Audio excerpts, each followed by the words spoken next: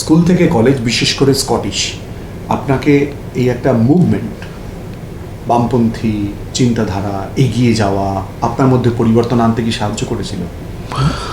আমার মধ্যে পরিবর্তন তো আগে থেকেই এসে গেছিল, দ্যাট কেম বিফোর দ্যাট।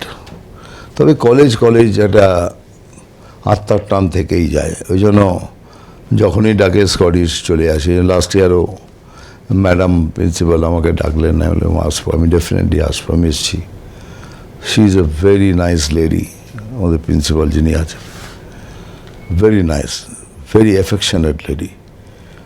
গেলাম, ভালো লাগলো, একটু নস্টালজিক ছিলাম। এই ক্লাস, ওই ক্লাস, এখানে বসে আড্ডা মারতাম, এখানে বসে মেয়েদের একটুখানি করতাম।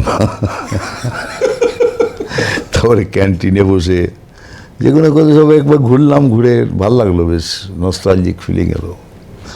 স্কটিশের প্রসঙ্গটা আনলাম যেহেতু এক্স স্কটিশ, সুতরাং সেই প্রসঙ্গটা স্বাভাবিকভাবে নিয়ে এলাম। তবে আওয়াজ নট মানে ভালো ছেলে ছিলাম না, মানে প্রফেসররা বলে দিত, তুমি ভাই ক্লাসে এসো না, আমি তোমাকে প্রেজেন্ট করে দেবো।